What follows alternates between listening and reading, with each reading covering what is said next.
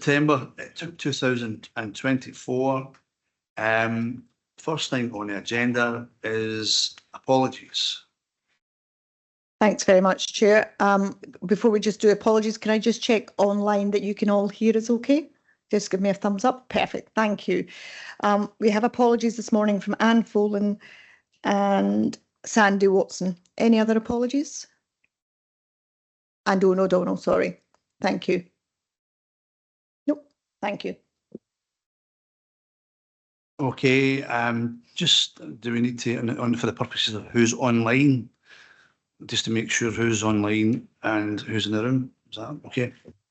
Thanks very much. Online, we have George Hazel, Donald Reid, John Ross, Gordon Blair, and Duncan Townsend. Okay, we've not missed anybody online, no? Okay, and okay, that's fine. Moving on to agenda item 2, declaration of interest. I will declare the usual issue of ScotRail and ASLEF. Is there any other declaration? Greatest trade union ever. Anyway, you can't. Well, any other declaration of interest? Unions. Stick to the agenda. Any other declaration of interest? No. Okay, thank you. Moving on to the minutes of the previous meeting. That's in pages 1 to 4, but moving directly to big page 2 for the purposes of accuracy. So page 2, page 3, and lastly page 4. Any issues of correction or otherwise? If not, we will shoot back and go back to big page 2 for matters arising. Anything on page 2, page 3, and finally page 4. Okay, nothing of that. So that is, well, it's been circulated previously, so it's really here for noting, isn't it? So moving on to agenda item 4, that's 2023-24 revenue outturn and monitoring reports, period 4. Pages between pages 5 and to 24. Committee action is outlined on page 8. Leslie. Thank you, Chair. This is the revenue monitoring report for period 4 and also the outturn for 23-24. So if I can start with the outturn for 23-24. So during the year, our income levels, particularly around subway income and our interest receivable, were higher than budgeted. £3 million for subway and £3.7 million for interest receivable. As previously reported, this led to an overall underspend of just over £6 million, and we were able to add this to reserves to help fund the capital programme for 24-25 and beyond. The full 23-24 outturn is enclosed as Appendix 1 of the report. If I can move on to the period 4 report for 24-25, we've got a number of projected variances which are detailed on pages 6 and 7 of your pack. The overall position is a forecast underspend of just over £1.5 million, and that's driven mainly by interest rates staying higher than anticipated for slightly longer, which has generated an extra £1 million in interest receivable, and also by a reduction in our salary costs, mainly due to turnover savings in the year to date as well. So the interest received is obviously a good windfall for us, but that's not going to continue longer because as interest rates continue to decrease, we're also going to be continuing to draw down on our earmarked reserves. So while overall at the moment for 24-25, this is good news, there are still a few areas of risks I'd like you to note. Inflation continues to present a risk in terms of both pay awards and the general price increases, particularly around utilities. Bus operator payments are continuing to increase as well, with a further overspend forecast at the moment of £495,000. The team are reviewing all contracts and looking at mitigations to bring this back within budget in the year, but it still remains a high-risk area. On a more positive note, at period 4, our subway income is higher than budget by about £430,000. This is being monitored at the moment, so it's not reflected in the final outturn at this stage because obviously we're really quite early in the year, but it's good news so far. Since the budget was set, we've been advised that the revenue grant to RTPs from Transport Scotland has been reduced by 5%. For SPT, that equates to a reduction of £32,000 in 24-25. As I said, it's still relatively early in the financial year, so at this stage we'll just continue to monitor the overall position closely. The committee is asked to note the report and note the ongoing financial pressures. I'm happy to take any questions. Thanks, Leslie. Is there anybody who has a question? Anybody online? Anybody in the room? Any comments? No? Okay, if not, can we agree the committee action outlined on page 8? Is that agreed? Agreed. Moving on to agenda item 5, 2023-24 capital outturn and capital programme monitoring and proposed amendment report as at the 20th of July. That's pages 25 to 44, and the committee action is outlined on page 28. Leslie? Thank you, Chair. So if I can start with the 23-24 outturn. So in 23-24, we were underspent by £10.1 million, less than projected, and that was due to timing effectively. So underspends against subway modernisation of 7.3, and that was relating to our MSA payments being phased into 24-25, and there were some delays in some of the local authority projects that took place in 23-24. Moving into 24-25 at period 4, we've got an approved capital budget of £37.4 million. That includes £4.662 million of funding for the People in Place programme, which SPT are administering on behalf of Transport Scotland. So as at period 4, £12.1 million has been sent year to date. The SPT projects, as you'll note from the report, are largely on track, but there is some year to date slippage in the local authority and People in Place projects, which are being delivered by other organisations. We are working closely with them to make sure that they're aware that that needs to be spent in year. There are 4 proposed amendments to the 24-25 capital programme, and they're set out in Appendix 2 of the report on pages 40 and 41, and that will increase the overall capital budget by £80,000. This is due to 2 fleet vehicles where delivery was delayed from 23-24. Finally, in section 6 of the report, you'll see that we've received a letter from Transport Scotland about their contribution to the subway modernisation project, and we've talked about this at length at other meetings. A copy of the letter is enclosed at page 43 of your pack.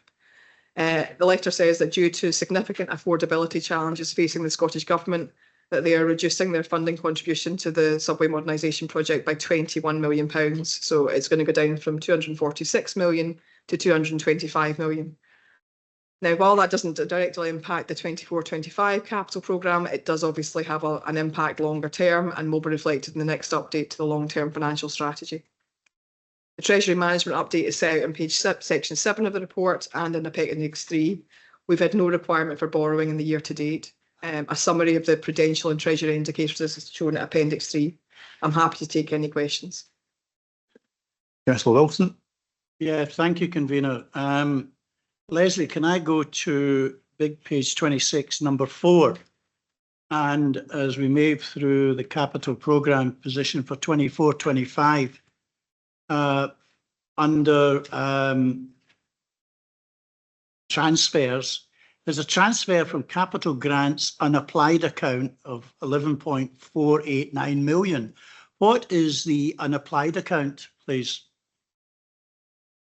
Thank you. So that's where we've had capital grants that have been received in the previous financial year. So we've received money at the end of last year from Transport Scotland for the subway modernisation project. That's that money transferring out of that fund and into the capital programme for this year. So it's just effectively timing. Okay. Does that make sense? Thank you, Leslie.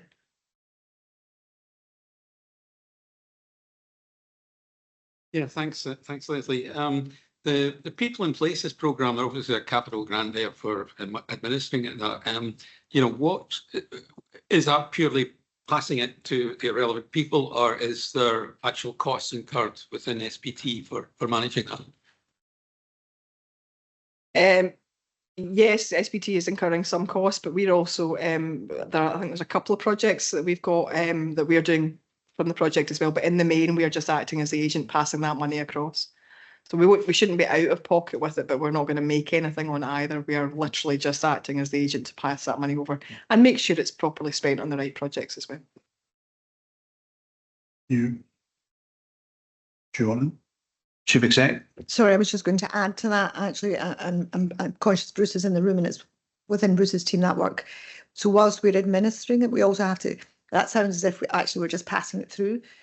There's an awful lot of work that goes in. We've also assessed all the projects in terms of it, whether they align with our strategies, etc. So it is an administrative thing, but we, as the holder of the funds, we've also had to ensure that the funds are contributing to the strategies. So we've gone through that huge exercise to do that. And we will then continue to monitor the projects as well and whether they deliver what they say they're going to deliver. Okay, anybody else? Anybody online? Don't see anybody. Anybody else in the room? No? Okay, can we agree the committee action as outlined on page 28? Is that agreed? Moving on to agenda item 6, Annual Treasury Management Report 23-24. Page 45 to 52, and the committee action is outlined in page 50. Leslie. Thank you, Chair. So this is our annual Treasury Management Compliance Report, and Section 2 of the report sets out what the background to all this is. Section 3 provides a summary of the UK economy in 23-24, and while generally the outlook was a bit more positive with inflation coming down, it's still an area of financial pressure.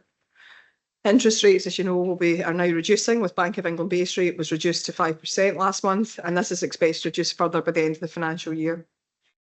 Table 1 of the report sets out the capital programme spend and funding over the past 3 financial years for SPT, and Table 2 sets out the movement in our investments. So during the year, they grew by £22.3 million, and they generated just over £8.8 million in interest receivable.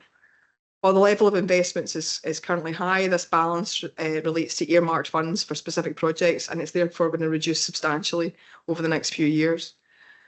Table 3 sets out the valuations of SPT's investment properties and the income earned in the year from those. Table 4 confirms that we remained debt-free in the year, and that's an important point to note. Section 6 of the report sets out the requirements in relation to our prudential and treasury indicators, and they are detailed in Appendix 1. And again, this confirms that we operated within those indicators during 23-24. Section 7 of the report confirms that the annual investment strategy was followed in full by the year. That was the strategy that was approved by the partnership on the 17th of March 2023. In Section 8, you can see that the report sets out various investments over the years and the rates of return on each of those.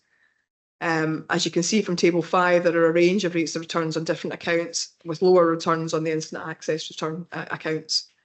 In line with the annual investment strategy, we adhere to counterparty limits, which restrict how much we can place with each firm in order to spread the overall risk of the portfolio. Overall, our investment performance was good, with SPT achieving an average rate of return of 4.95 per annum, which was just over 0.06% below the annual per annum benchmark. The overarching message from the report is that we're fully compliant, and the committee is asked to note the report. I'm happy to take any questions. Councillor Wilson. Yeah, thank you very much, Alan. Can I go to point 5 and on big page 47? I notice you put in a table about external debt, which is 0, which I think is a very welcome table.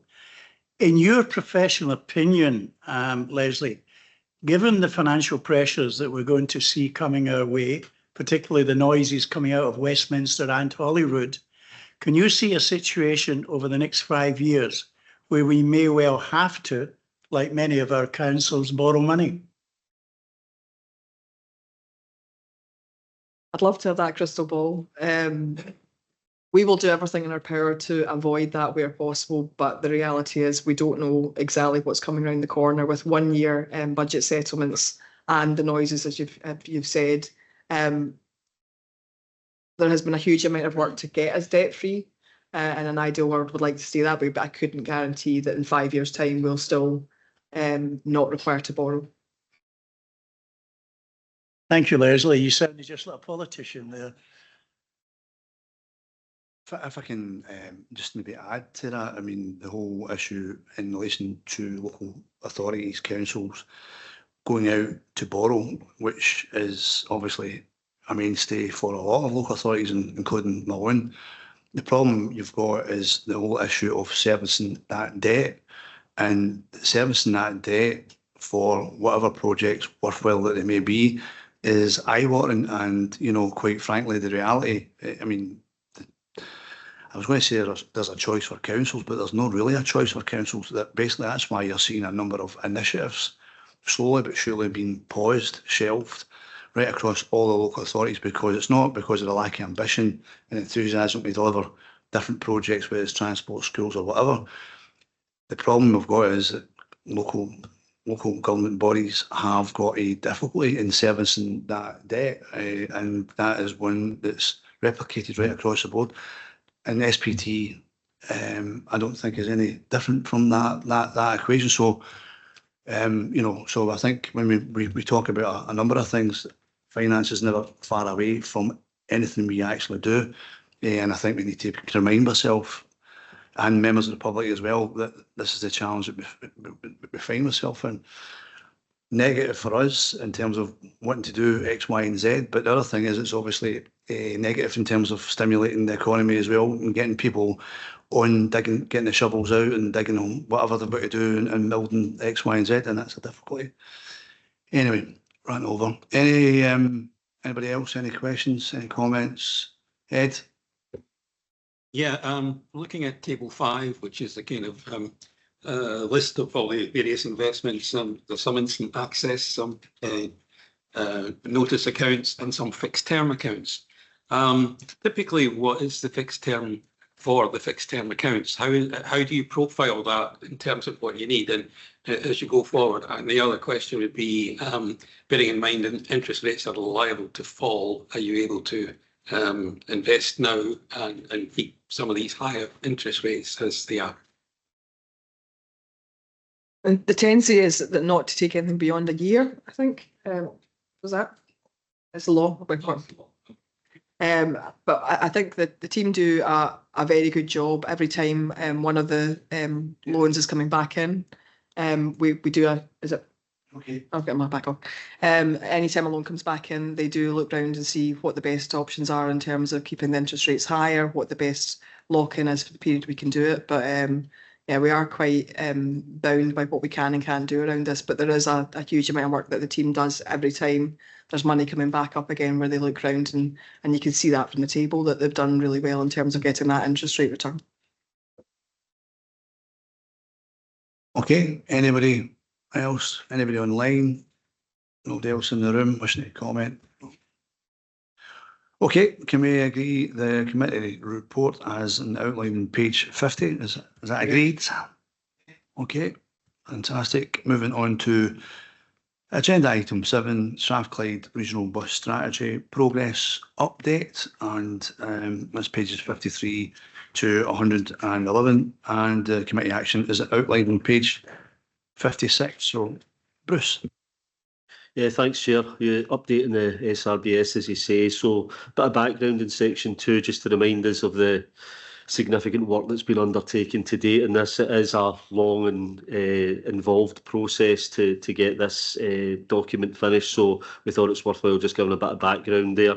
The main meat of the report is in section 3. The first part there referring to the detailed consultation report by our consultants, Sistra at Appendix 1, which gives an overview, but an accurate overview of the full consultation. You can see the detail in there, significant detail, and a really interesting report.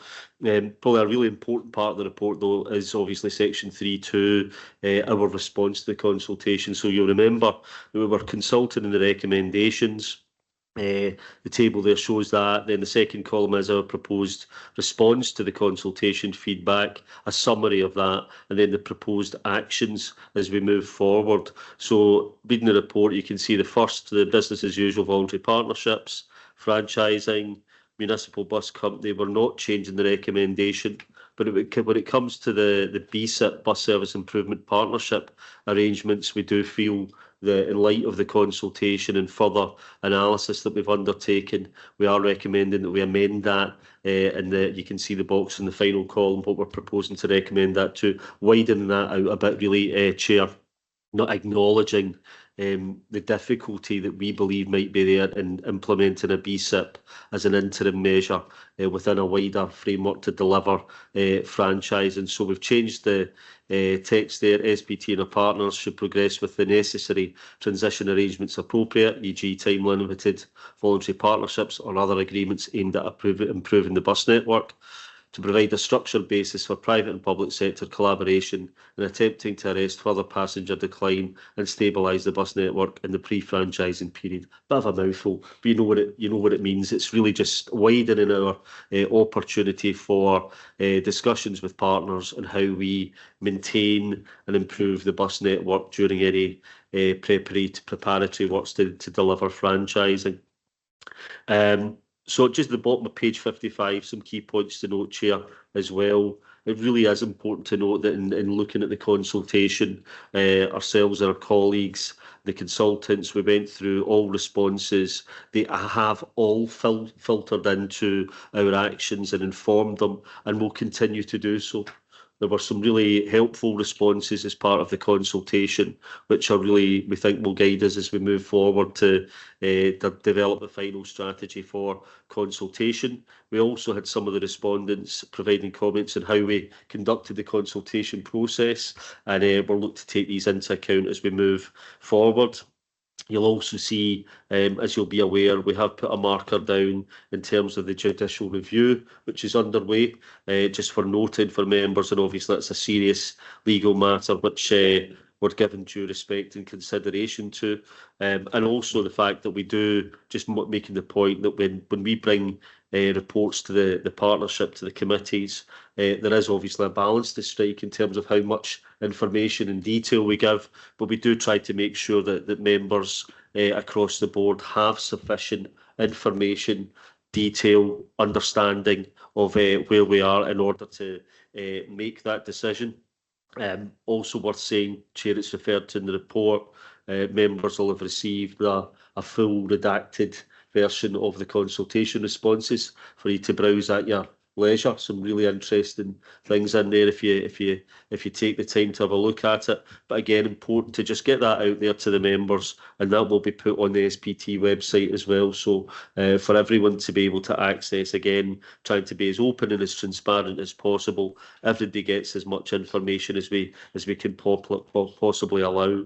So in terms of the next steps, we'll take those recommendations, including the amended one, and develop them into the final draft SRBS for public consultation. You can see in the report there, we'll go through a 12-week public consultation in early 2025. Another important point to note, Chair, is that public consultation on the final draft SRBS will cover everything.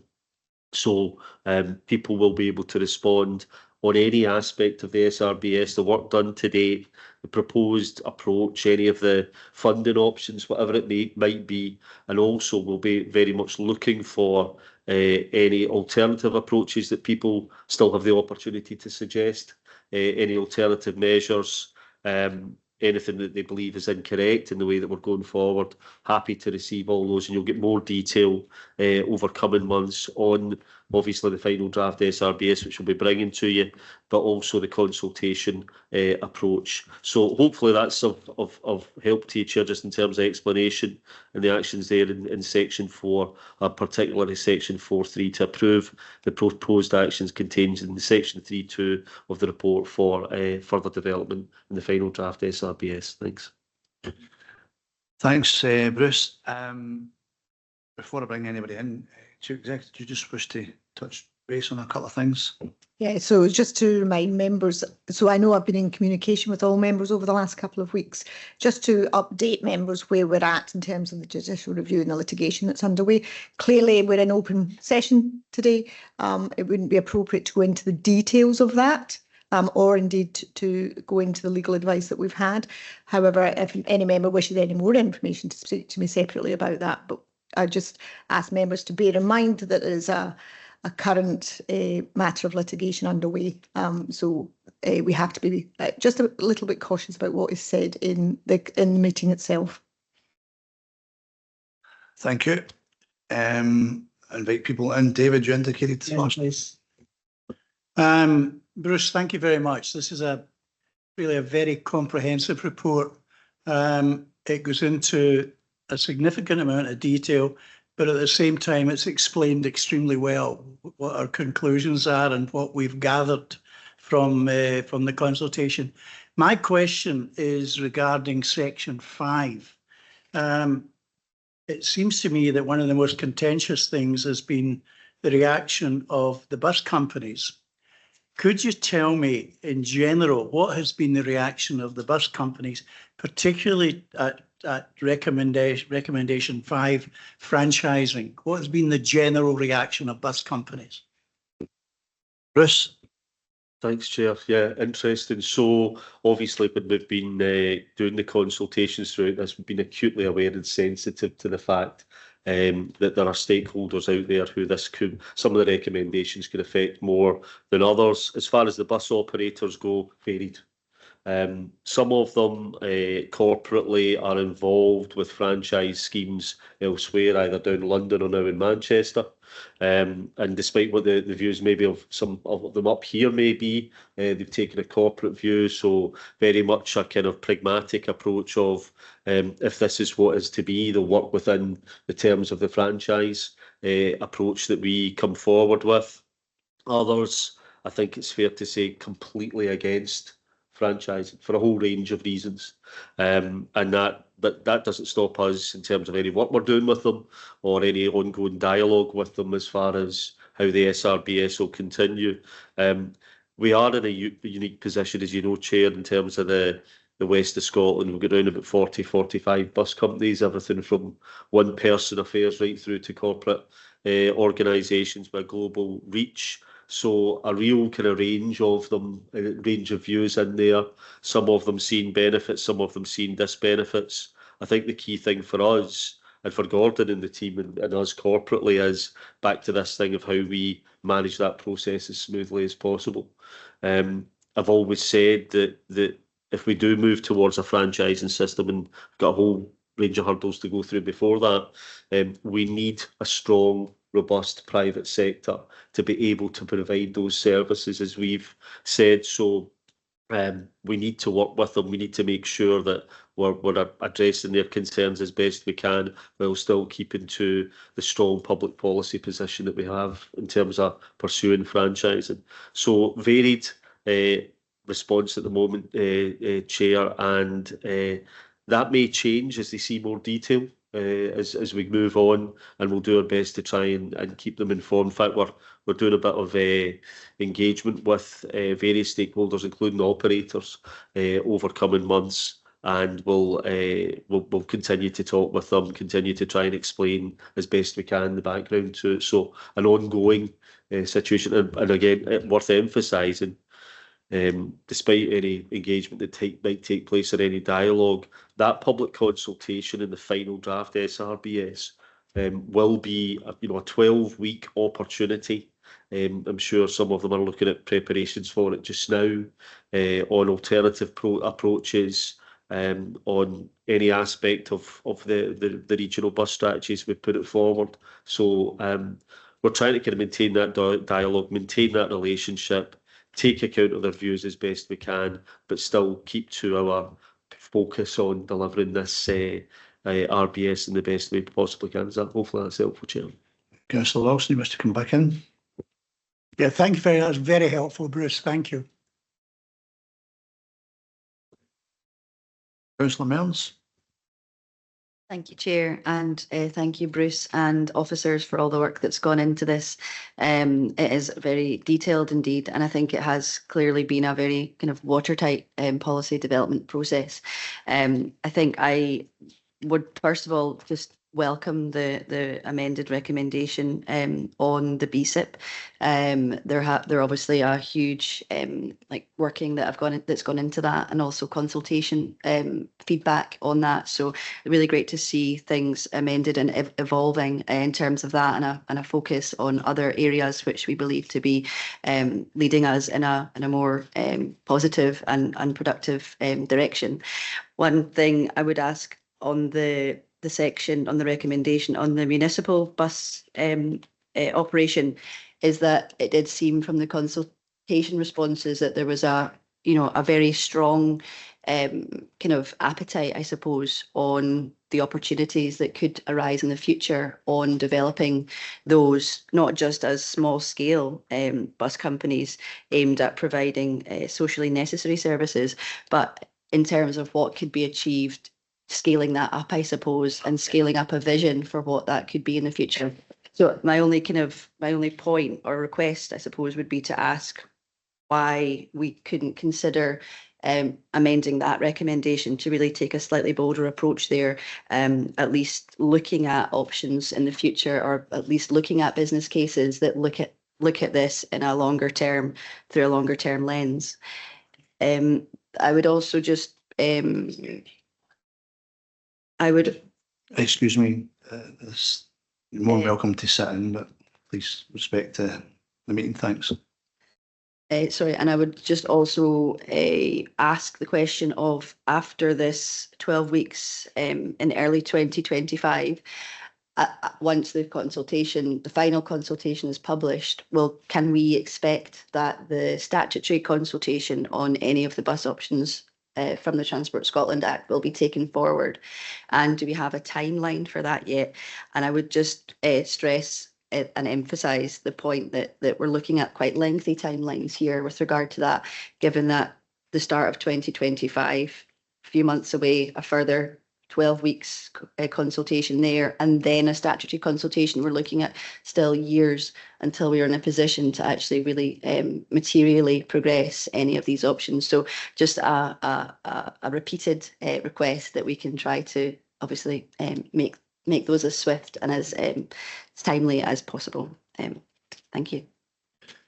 Bruce, is there anything additionally you can add in relation to page 56 in terms of next steps? Or questions that have been made there? No, absolutely, Chair. And listen, you know, we're as keen as the elected members to move this as quickly forward as we possibly can. What I would say is the process to date, while it has been, you know, considerable, is very, very strong. We're in a very strong position at the moment in terms of confidence about how we've got to this particular point, building on the work that we did as part of the regional transport strategy. This is probably the single most significant potential change for the public transport network of the West of Scotland for many, many years. So it's not something you enter into lightly. You've got to do it properly and carefully. So hence why we're doing the 12-week consultation in 2025. There are a lot of organisations, individuals with a keen interest in how this will pan out. Some of it they may believe will affect them from a business perspective or affect them personally. So we need to make sure that what we're doing here is absolutely right. And so in terms of the consultation, you know, we took some time, as you can see in the consultation report here, from the 6-week consultation, the recommendations to take those into account and build them into the updated actions that we've got there. And it'll be the same with the public consultation. We'll take those into account. We're likely to get, we saw a significant response to that consultation. They were likely to see the same again. And again, with if there's alternative approaches proposed, we'll need to look at each one of those and make sure that we're addressing any concerns or any opportunities in there. In terms of the statutory process, once we hopefully get the final SRBS completed and approved by the partnership, we'll enter that statutory process for the 2019 Act as regards franchising.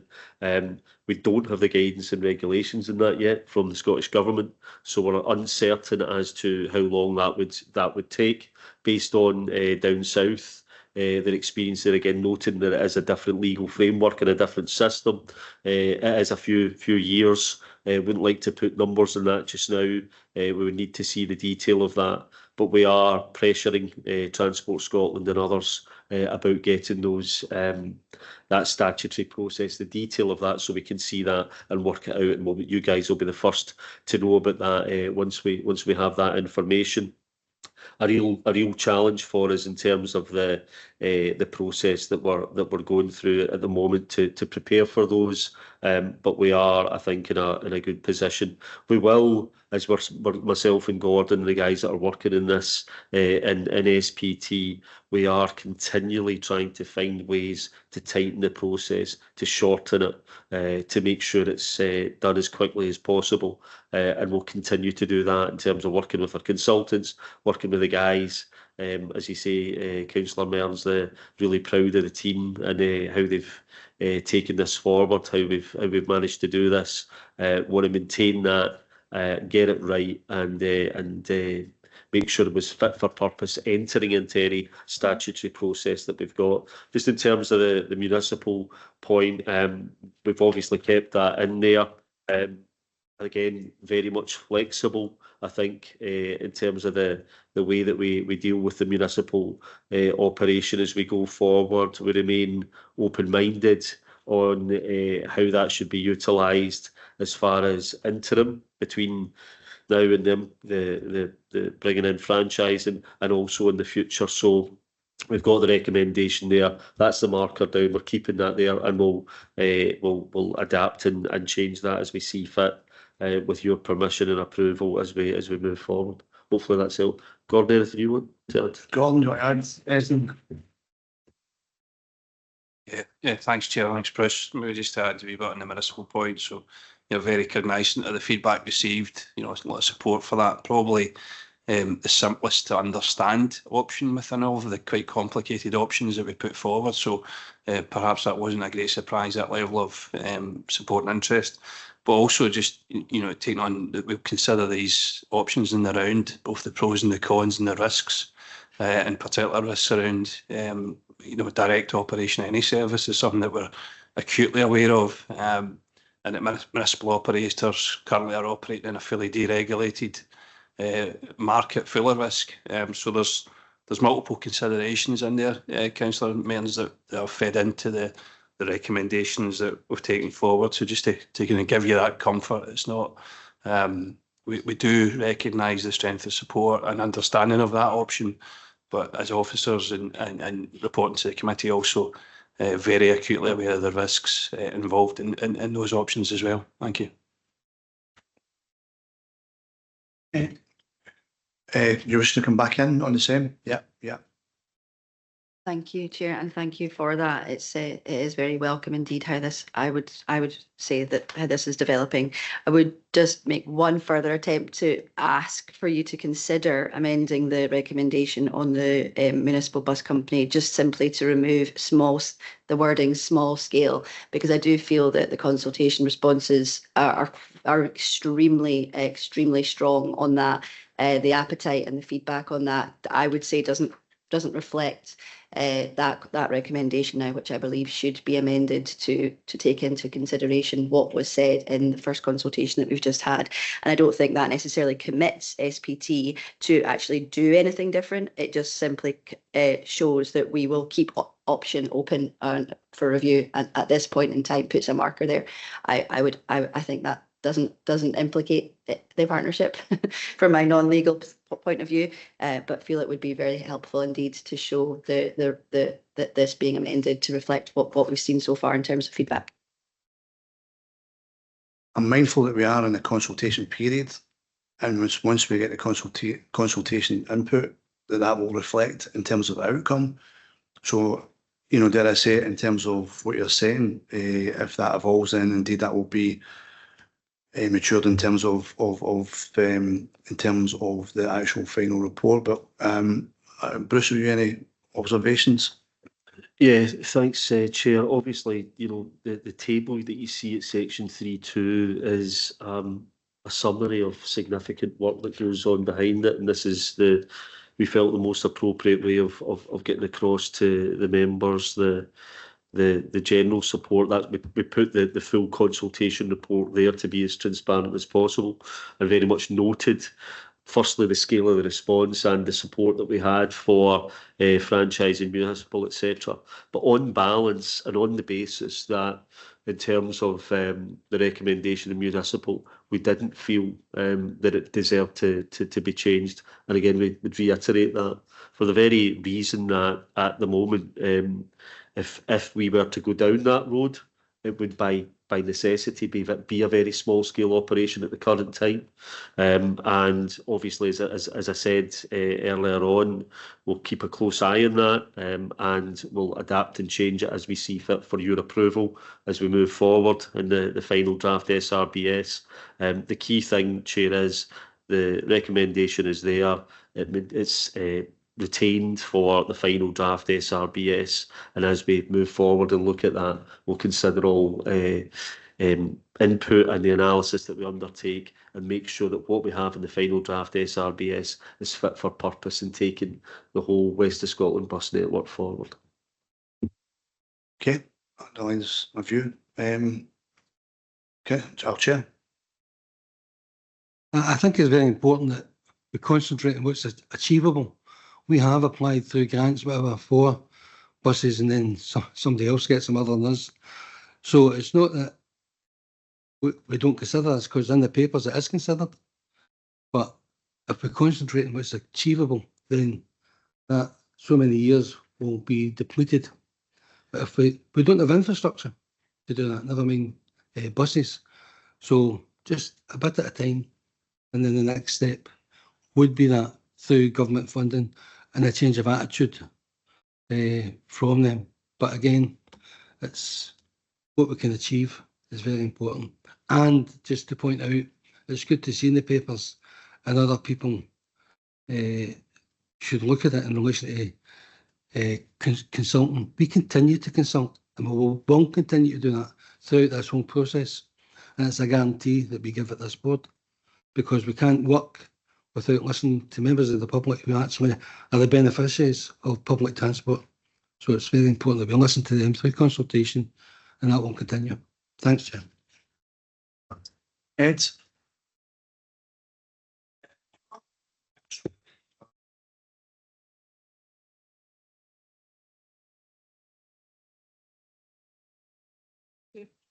Sorry. There we go. Thanks. I'd just like to back up a little bit on talking earlier about franchising. I mean, is there a standard model for franchising, and is it suitable for, you know, you've got suppliers who you say are international ones, and you've got one-man bands sort of thing. I mean, does franchising have an overall sort of structure that's suitable for all of those kind of scenarios?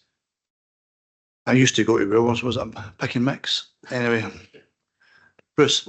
Yeah. So there are various models that we could use on a whole region basis, on a sub-region basis, depending on which one's the most appropriate. Interestingly, the West of Scotland, as we know, is unique in many ways. And when you look at, people always compare us with London or Manchester or whatever else, very urban networks, obviously. Ours has a very urban network, but also has that suburban, semi-rural and rural, and indeed island networks out there. So we have a unique area. We have a unique commercial bus sector with 40 odd operators, and we need to find the right, as we move forward, we need to find the right model for us. There are various models out there. Down south, Manchester have got one type of model they brought in. Liverpool are looking at that and adjusting it, and same with other areas of the UK that's evolving. They're tightening it up as they move forward, and myself and Gordon and Valerie have had interesting conversations with colleagues down south about their plans for bus, and we're learning all the time. So there are various ways that we can take this forward, and we propose, you know, over the next, I've already really started it, but over the next few months to nail that down as best we can at the current time, and get the model most fit for purpose for the West of Scotland. Do you want to come in, Gordon? Bruce, Gordon. Yeah, just to concur, you know, that's something we've seen, Ed, in terms of the various different models across the UK being deployed, as Bruce has said, and also internationally. So we'll look far and wide to what the best options are. Some of them are more risky options than others, so there's an appetite for risk, and cost is a key consideration in many of these, but we'll be looking at those through the work of the strategy and providing further details as we go forward. Thank you. Okay, anybody else? Anybody online indicating? No. George? Thanks, Chair. This is always a really interesting debate, but one of the things that is very clear is that the aim of that everyone wants to get to is a fully integrated bus system that meets the needs of the people of Strathclyde. And that's agreed across the board, we know. And we know that what's happening just now is very clearly not acceptable. So it's a question of how we get there. And I think going into the future, just the last comment that Gordon said there, I think providing people with as much detail of the pros and cons in the future is going to be necessary. For example, we talk about municipal bus company, and yeah, a lot of people would love that. But when I worked for the City of Edinburgh Council in the 1990s, and I experienced the bus wars during that period, and it was not a pleasant time. And so unless you want to change the whole deregulated system to a regulated system, which is a national debate, which will certainly take years, legal challenges, I think that it would be helpful for people to, before, as we make this decision, as we progress forward, to lay out what are the challenges, what are the resources, what are the new skills we will require, what are the market challenges going forward in the future in a deregulated system, all of these things, as well as the franchising options. This is a very important paper, as we all know, and it's very important to the people in business in this region that we get it right. And I think it's going to be very helpful for people to fully understand the implications of the choices that they want to make. Thanks, Chair. Thanks, George. Is there anybody else? Councillor Mearns? Thank you, Chair.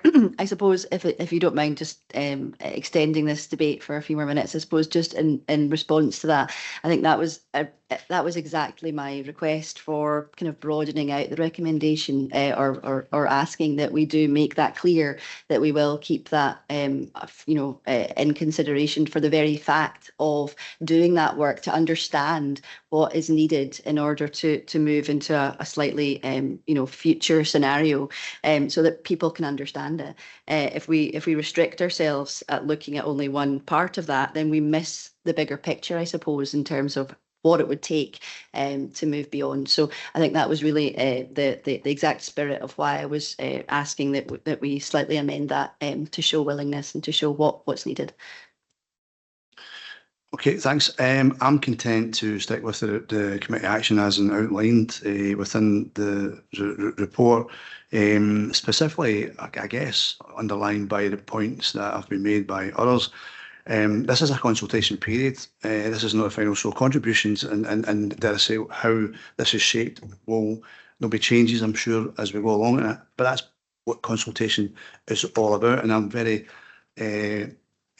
conscious about making any changes just now. I think the way the team has conducted itself, particularly on the issue of due diligence, in many ways because of circumstances that we are aware of, is entirely vindicated, and I'm not keen to veer away from that due diligence. I think we need to remind ourselves absolutely that what's key here is about the outcomes. And hopefully the comments earlier on when we spoke about finance, and many councillors here have positions in other roles, whether it's integrated health boards and all the rest of it, finance and all, and whatever.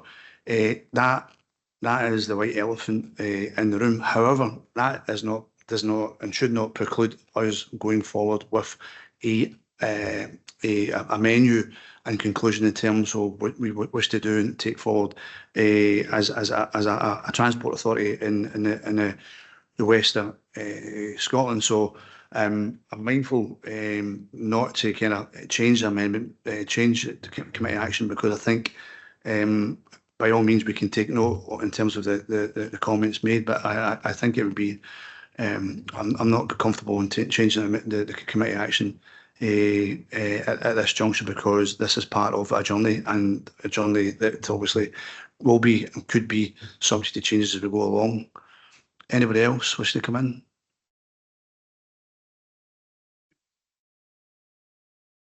Okay, can we agree? First of all, and finally, I would just say thanks very much to Bruce and the team. Again, underline the work that's been done here. Probably one of the most significant pieces of work that SPT is involved in for many years. And again, appreciation in terms of the patients and all those who are involved in getting us here to this particular stage. And obviously we've still got a wee bit of work to do, and full confidence in terms of with the team, and obviously appreciation to the wider team who are not necessarily here today. And I'm sure you'll pass on our best wishes and thanks to them for assisting us to get to this place. That said, can we agree the committee action as outlined on page 56? Is that agreed? Agreed. Okay, thank you. Moving on to agenda item 8, that is the Scottish Parliament Net Zero Energy and Transport Committee, BSIPs, and Local Service Franchising Request for Views. SPT response, so it's a draft copy in there, and it's pages 119 to 126, and the committee action is outlined in 120. Bruce, itself. Yeah, thanks, Chair. So this was you can see the appendix 1 there, we've got the letter that came from Edward Mountain. Edward Mountain, the chair of the NZ, as we call it, NZ committee, looking for the views of SPT on bus service improvement partnerships and local service franchising, specifically how we're planning to use those powers and whether any support or resources required to do so, and if so, any further detail on this. So our draft response is appendix 2. It was submitted as draft, Chair, subject to approval by the committee today, and we made the Parliament clear on that. The kind of key points I'd make in terms of the response, it reflects SPT's current position, and we are keen to emphasise, and then you can see in the letter itself, we do emphasise we're in a position where we are developing the regional bus strategy. We're getting a very advanced position on bus policy in our region, way further advanced than other areas of Scotland, but that is subject to change, depending on how the SRBS develops. So again, just to make sure that the people are aware, this is a moment in time. It's written to reflect that moment in time in SPT's current position. Again, trying to be as robust as possible and as clear as possible in where we actually are in the process. So in terms of franchising and BSIPs at the moment, we're putting the marker down. We may potentially use them. We don't rule anything out at the current time, and we are in the process of doing the SRBS. I think probably the most important part of the response, Chair, is any further support required.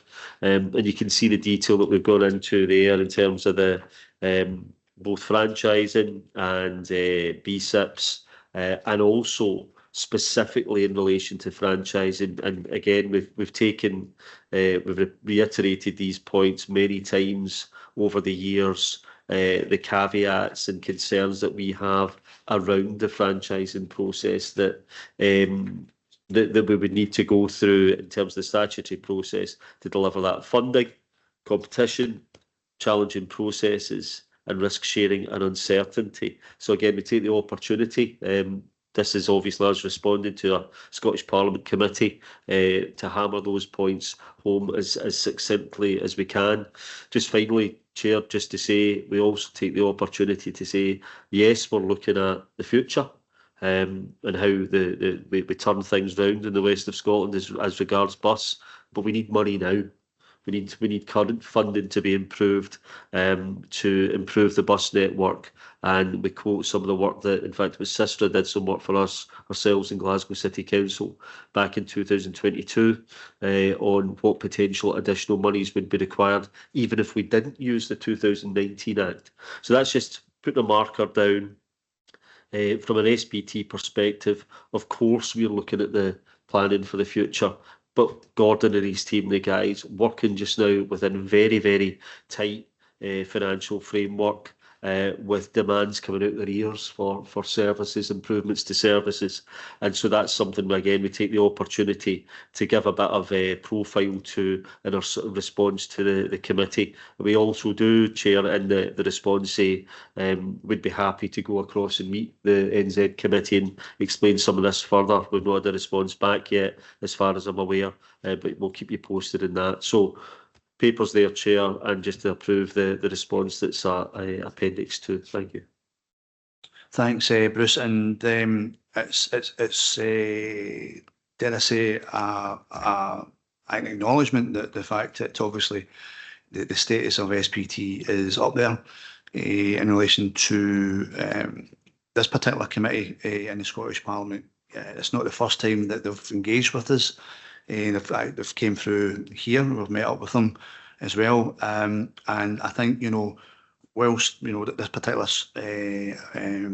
correspondence on this particular subject and on the previous agenda item, I'm you know, it gives me a lot of hope insofar as that when that we're getting asked to make significant contributions to the transport debate going forward, and I think that puts us in a good place.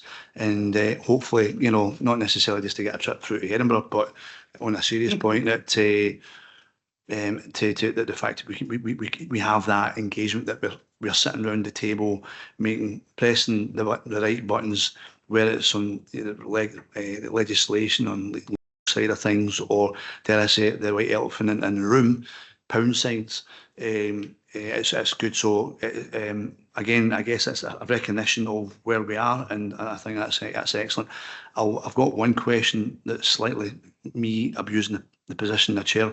Before I do that, I'll open up to anybody else. Chair. Yeah. Just maybe make a point, a big point actually, that MSPs ask questions, obviously we answer those questions and the points they make within them. But maybe they could maybe do things and raise things in Parliament that might expedite what we're trying to achieve through consultation with the public. So I'll just make that point. Okay, thank you.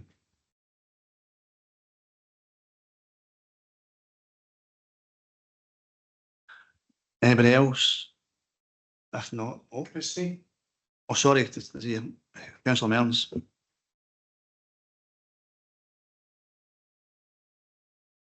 Jimmy, sorry. Thank you, chairs. I was really glad to see the committee reaching out, which I'm sure they do, and which I'm sure we do respond to regularly. So it's nice to personally see that process in action.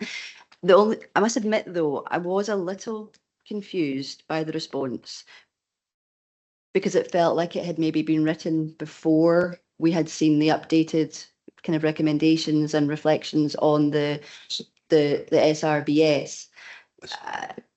Sorry, do you want to come? It was sent in draft, subject to change. Yeah. So that sometimes a lot of councils do that. Yeah, and thank you, Chair. I understand that. I think it was more from Bruce's kind of reporting there that we, you know, that this is a live kind of position, which I think you said in your introduction. But it doesn't read to me that it is a live kind of position, just given the paper that we've just been discussing there and the amended recommendation, particularly on the BSIP.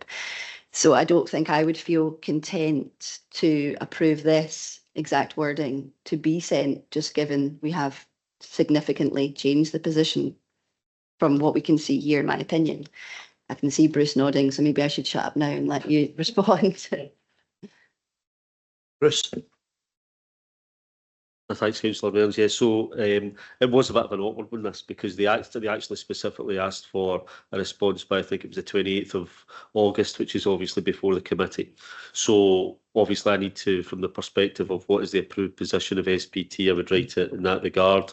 When we follow up, I said I would follow up to them. I can clarify the position as far specifically in relation to the amended recommendation in BSIP's chair. Quite happy to do that.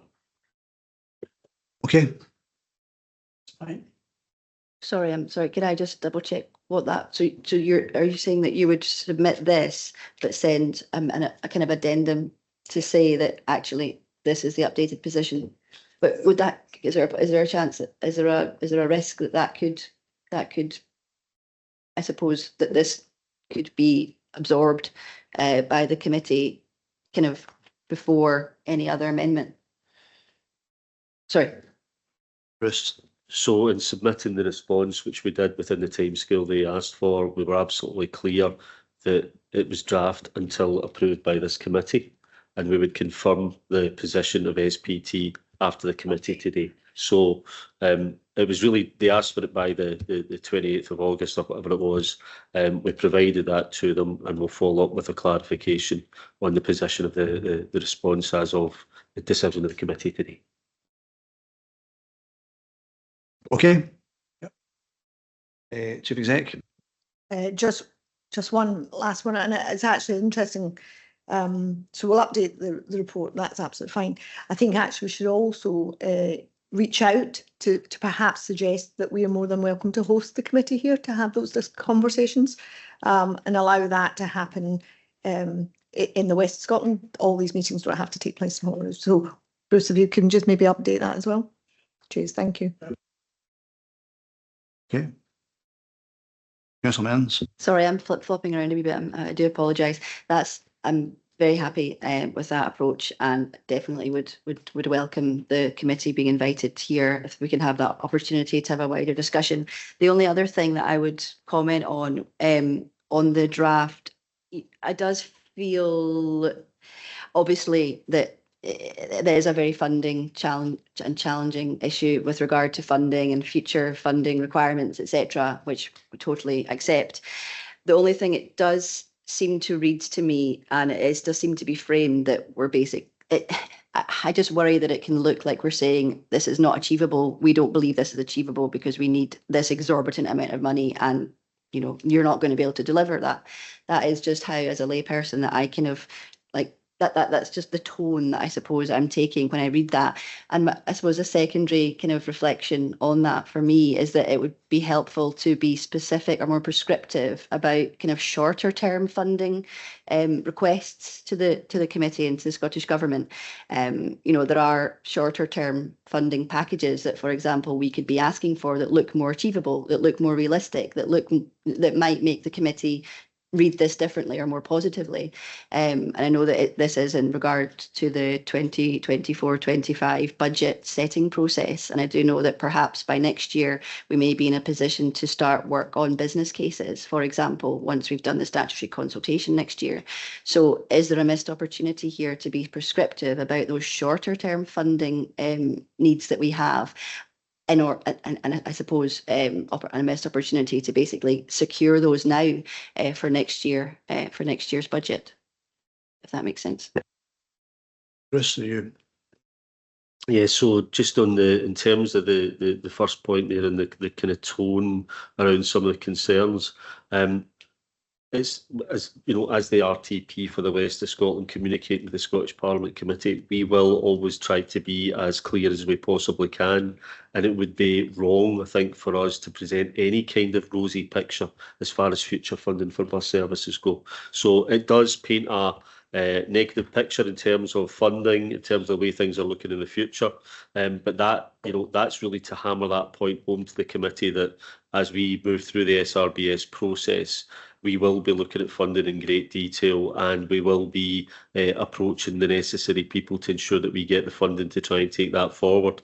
But again, just to make that point to the committee around the funding ask as we move forward, and we do put down some of the high level estimate of funding, obviously huge amounts of money, and we would expect that the Scottish Parliament, the Scottish Government would start to take that into account as they budgeted for it in future years. In terms of the short term asks, that's exactly why we put in that point there at the bottom of page 124, the top of page 125, and we put some figures around that in terms of 300 million additional capital and 22.7 million additional revenue funding per annum. And as you've heard Leslie and the guys speak about before, the financial situation in terms of capital has not been a good one in terms of 24-25 and in terms of the revenue funding we have available. So we're hopeful that the committee will take both those points into account. the scale of future funding long term, the scale of funding that required in the short term, in their deliberations about the budget into account as they move forward. And we felt that this was the most appropriate way to get those points across. Thanks, Chair. Yeah, I'm mindful that obviously, hopefully, the committee, which I believe will be served by all parties, will impress on the chair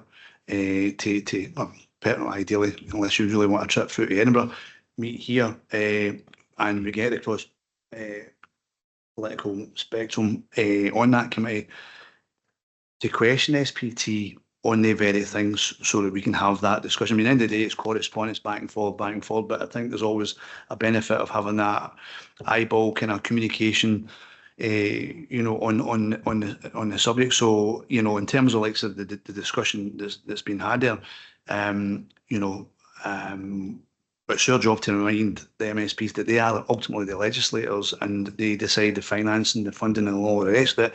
And a lot of these decisions sit with them. But I mean, in terms of the political spread and all, and in terms of maybe we should be doing this more ambitious and all the rest of it, I think I would actually embrace that. But I would have a few responses to that as well, because it's not just about one-way traffic, excuse the pun, in terms of how do we just get on and deliver projects. Fundamentally, you know, we need the finance, and I've never known this organisation to lack ambition, even when there's no money.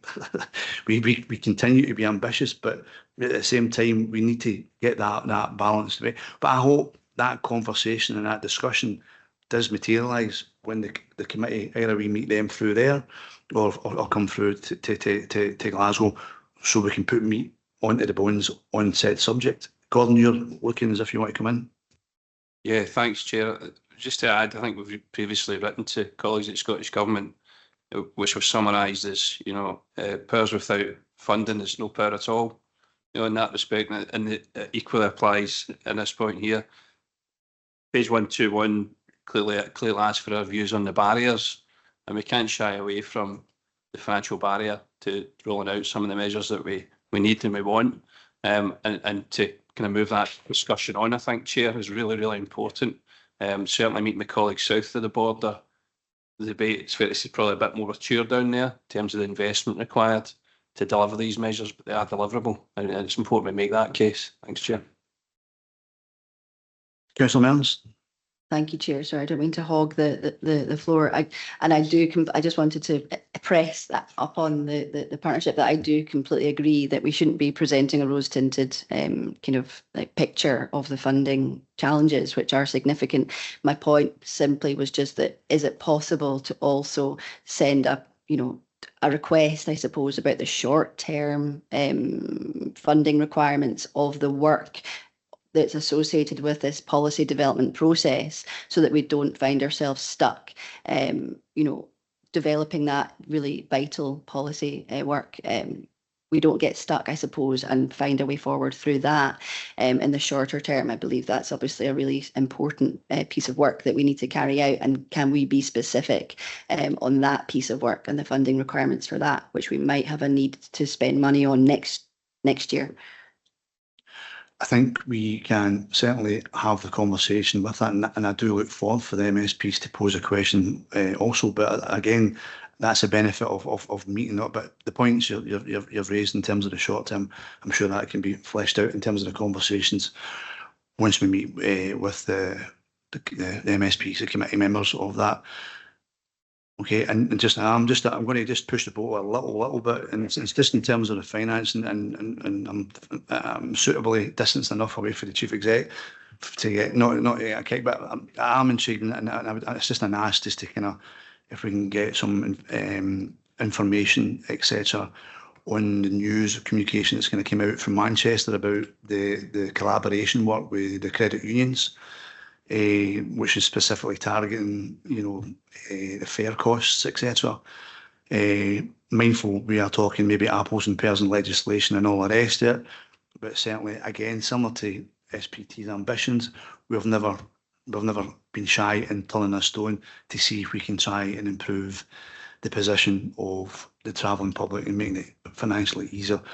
But if we can do that and maybe get some feedback at a later date, but I think that's certainly an interesting development, particularly given that the west of Scotland and the Glasgow area has a bigger density of credit unions in relation to Manchester.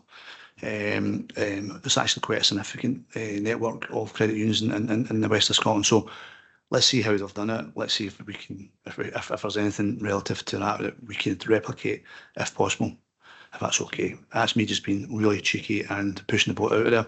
Part of, is that chair or chief executive? Yeah, God love the trier. We'll reach out to our colleagues, actually. Thank you for that.